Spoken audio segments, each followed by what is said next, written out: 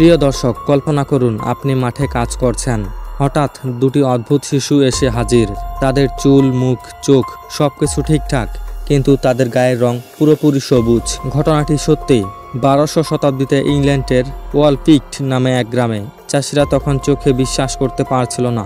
শিশু দুটি অজানা ভাষায় কথা বলছিল। কেউ বুঝতে পারছিল না তাদের কথা। তারা একদম ভীতু ও ক্ষুধার্ত ছিল, কিন্তু আশ্চর্যভাবে তারা কেবল কাঁচা মটরশুঁটি খেলো।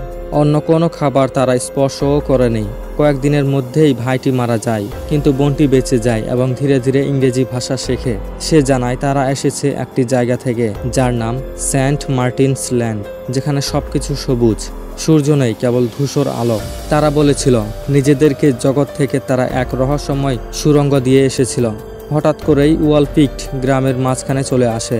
এই ঘটনা নিয়ে বহু গবেষণা করা হয়েছে। কেউ বলে ভিন গ্রহ থেকে এসেছে তারা, আবার কেউ বলে ভূমিগর্ভ সভ্যতার সন্তান। কেউ বলে এটা ছিল এক মনস্তান্ত্রিক রোগ, কিন্তু আজও এদের উৎস অজানা। কোনো ইতিহাসবিদ বা বিজ্ঞানী নিশ্চিত হতে পারেননি কেন তাদের গায়ের রং সবুজ ছিল। কোথায় সেই সেন্ট মার্টিনস ল্যান্ড? এটা কি সত্যিই অন্য এক জগৎ, নাকি শুধু গল্প? কিন্তু বহু ঐতিহাসিক নথিতে এই ঘটনার উল্লেখ আছে। এমনকি নামসহ লেখা রয়েছে রিখার্ড ডি ক্লেনি নামে এক ব্যক্তি তাদের দেখাশোনা করেছিলেন। সে মেয়ে পরে বিয়ে করে এবং স্বাভাবিক জীবনযাপন করেন। কিন্তু প্রশ্ন রয়ে যায়, তারা কারা ছিল, কোথা থেকে এসেছিল, আর কেমন ছিল সেই সবুজ পৃথিবী? হয়তো আমরা কোনোদিনই জানতে পারবো না, কিন্তু গ্রিন চিলড্রেন অফ ওয়ালপিক্ট রয়ে গেল ইতিহাসের সবচেয়ে অদ্ভুত রহস্যের তালিকায়।